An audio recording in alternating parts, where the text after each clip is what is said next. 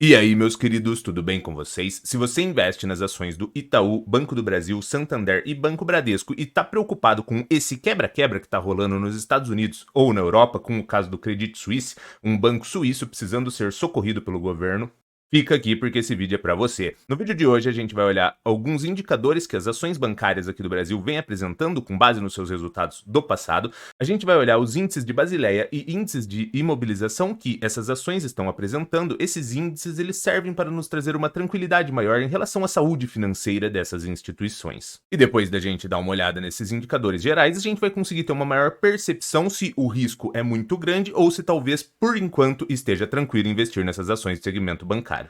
Mas é claro que nada do que for dito aqui vai ser uma recomendação de investimentos, mas se você já curtiu esse vídeo, senta o dedo aqui no like, se inscreve no canal e compartilha com a galera para o canal crescer. Quando você dá o like, o YouTube entende que o conteúdo tá bacana, que o conteúdo tá te agregando e daí ele distribui para mais pessoas. Então senta o dedo no like aí para fortalecer o canal. Bora pro vídeo.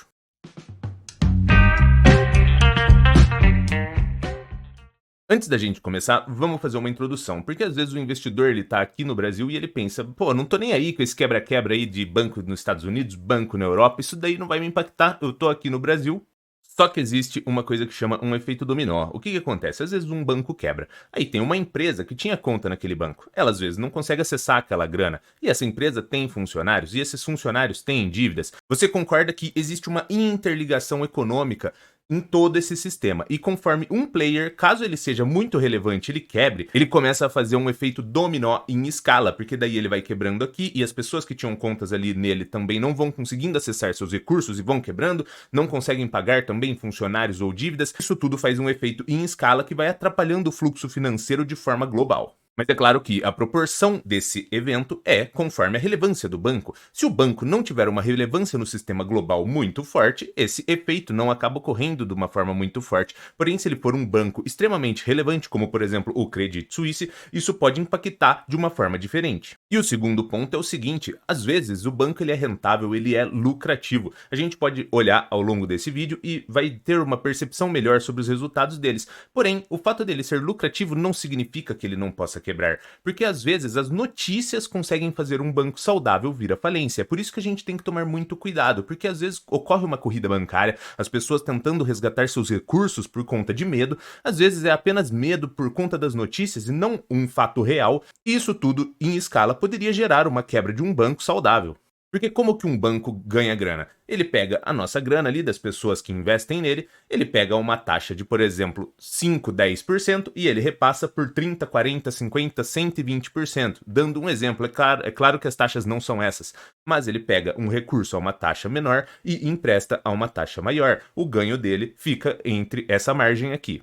Só que às vezes ele pega o meu recurso ali e o seu recurso em um investimento de 90 dias e empresta para uma pessoa ali que vai ter uma dívida no cartão de crédito em 12 meses, um financiamento de veículo em 60 meses, um financiamento de imóvel em 30 anos. Então ele tem um descasamento aqui no fluxo de caixa dele. Se todas as pessoas tentam resgatar seus recursos ao mesmo tempo, você concorda que aqui está desbalanceado. Ele está fazendo esse controle. Porém, se todo mundo ao mesmo tempo tentar resgatar seus recursos, ele não vai ter como fazer essa manobra. Porque ele não tem a grana ali. Ele capta recurso, empresta recurso e faz esse gerenciamento aqui de fluxo de caixa. E é por isso que, caso ocorram muitas notícias negativas e tenha uma corrida bancária, digamos que comecem a ser notícias falando que o Banco Bradesco vai quebrar. E todo mundo começa a ficar desesperado e começa a ir resgatar seus recursos. O banco, apesar de ser lucrativo, ele pode ter um problema com esse descasamento por conta dessas notícias que estão gerando esse efeito em escala de resgate e ele pode vir à falência por não conseguir arcar com todos esses resgates ao longo do tempo, porque ele tem esse descasamento entre recurso captado e recurso emprestado. E agora que a gente já visualizou aqueles dois riscos que seriam um efeito dominó em escala ou uma corrida bancária baseada em notícias, que isso tudo poderia impactar um banco apesar de ele ter resultados lucrativos e indicadores interessantes, a gente vai dar uma olhada aqui no Status Invest nos indicadores das ações do Banco do Brasil, Itaú, Santander e Bradesco. Para você que ainda não conhece, o Status Invest é uma ótima ferramenta para tu fazer pré-análise de investimentos. Aqui ele tem um comparador de ações. A gente não vai estar comparando nesse nesse vídeo, porém eu estou utilizando essa ferramenta para a gente conseguir visualizar todos os 4 bancos aqui juntinhos para a gente conseguir olhar eles todos ao mesmo tempo. Então, para a gente começar, olhando aqui a parte do dividend yield, todos eles com dividend yield interessante. No caso aqui, só o Itaú que está inferior a 7, mas o Itaú é como a gente já comentou, é uma instituição financeira mais sólida, que passa uma certa credibilidade maior para o mercado em relação a ser uma ação mais defensiva. É normal que ele tenha indicadores mais pressionados do que as demais. Mas aqui, várias coisas podem impactar isso, inclusive a parte dos lucros que ele distribui. Às vezes ele está com uma parte de distribuição desses lucros mais reduzidas que os demais, e isso faz com que ele tenha um dividendo menor, mas isso não o torna ruim. Então, todos os 4 aqui possuem distribuições de lucros interessantes, ou seja, repassam parte dos seus lucros para os acionistas. Na parte do preço-lucro aqui, esse indicador de 10 para baixo ele já é extremamente atrativo. A gente consegue ver que Banco do Brasil está na casa de 3,58 e todos os outros aqui estão nessa casa de 7 a 8, o que é extremamente interessante. Quer dizer que se eles mantivessem essas lucratividades e distribuíssem a totalidade, ou seja, 100% dos lucros, em algo em torno de 7 a 8 anos você teria o retorno do seu investimento, e no caso de Banco do Brasil, em menos do que 4 anos. Na parte do preço-valor patrimonial, todos eles aqui estão numa casa do justo para descontado, ou seja, não estariam caros com base nessa métrica. Essa métrica aqui seria o seguinte: para cada R$1 de patrimônio, no caso de Banco do Brasil, nós estaríamos pagando 66 centavos, no caso de Itaú, R$1,29, um leve prêmio, no caso de Santander, R$1,17, um leve prêmio também, e no caso de Banco Bradesco, um leve desconto na casa de 89 centavos. Essa métrica, se você já acompanha outros vídeos do canal, você já sabe que, independente dela estar inferior a 1 ou superior a 1, não necessariamente ela seja um ponto positivo ou negativo, porque você precisa se unir com outros fatores, porque às vezes ela está inferior a 1, mas ela tem um grande risco, ou às vezes ela está superior a 1, porém ela é uma ação super defensiva que passa uma super credibilidade para o investidor e gera muitos resultados. Na parte aqui de margem bruta ou margem líquida, eu só coloquei para a gente conseguir visualizar que eles têm uma margem interessante, todos eles aqui numa margem bruta de 30 para cima, tirando o caso aqui do Santander que está na parte de 20, e na margem líquida todos de 10 para cima.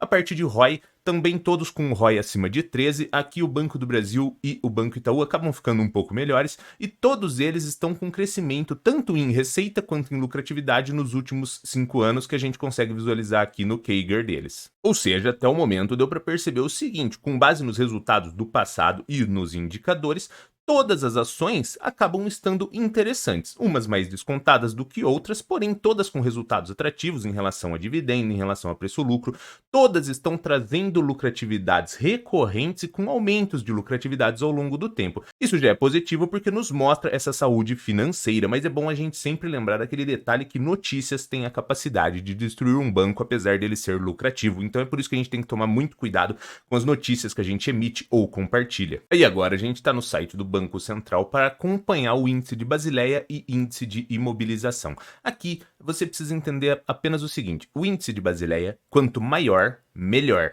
Quer dizer que a saúde financeira daquele banco ela está mais conservadora, mais prudente, ela está mais atrativa. E o índice de imobilização, quanto menor, melhor. Quer dizer que ele vai ter um acesso ao recurso de uma forma mais facilitada, porque aquele recurso não estaria imobilizado em alguma coisa. Então, quando a gente olha aqui as 5 primeiras, Itaú, Banco do Brasil, Bradesco, até a Caixa Econômica entrou aqui no meio, e Santander, quando a gente olha na coluna do índice de Basileia, todos eles estão superior a 11, que seria um mínimo regulatório para esse índice. Ou seja, esse daqui, quanto maior, melhor. Quer dizer que a saúde financeira daquele banco ela é mais conservadora. Então aqui a gente consegue ver que todos eles estão com esse índice superior a 11. E na parte do índice de imobilização, quanto menor, melhor. Ou seja, todos eles também estão reduzidos aqui, inferior a 20, apenas o Banco Bradesco que está aqui na casa de 24,84, mas também não seria um problema. Ou seja, depois de tudo que a gente já viu, deu para a gente visualizar o seguinte: os resultados estão positivos, os indicadores estão interessantes na parte de preço justo ou até mesmo descontados, e os indicadores de saúde financeira, de índice de Basileia e índice de imobilização, todos os bancos também estão na linha do controlável. Mas é claro que todas essas coisas podem mudar com base naqueles 2 efeitos que eu comentei com vocês, o efeito dominó em escala e um efeito de notícias que poderia gerar um ruído e até mesmo a quebra de um banco saudável. Mas, de modo geral, todas as instituições financeiras do país, elas são muito conservadoras, geralmente elas provisionam em excesso para ter esse conservadorismo, a gente consegue visualizar no período de fechamento que houveram grandes provisões. A provisão, para quem não sabe, é você já estimar uma perda ali e você já considera ela em resultado, e caso ela não ocorra, você estorna ela no futuro. E um outro exemplo também foi a questão do caso das lojas americanas, que os bancos já fizeram essa provisão na totalidade, foram extremamente conservadores, ou seja, isso mostra para o investidor que, além de resultados interessantes, e indicadores interessantes, ele tem uma prudência e um conservadorismo com relação a esses problemas. E sobre a minha opinião pessoal, eu acredito que se você é um investidor que está com muito medo dessa situação, você poderia ou ficar de fora do segmento financeiro, ou se você quer investir no segmento financeiro, você poderia estar ao lado dos mais fortes, como por exemplo o Banco Itaú. Mas é claro que nada do que foi dito aqui foi uma recomendação de investimentos, porque você que tem que ser responsável por estudar e se capacitar, porque no fim do dia o lucro ou o prejuízo é inteiramente seu. Mas se você curtiu esse vídeo, senta o dedo aqui no like, se inscreve no canal e compartilha com a galera para o canal crescer. Valeu, meus queridos, e abraço!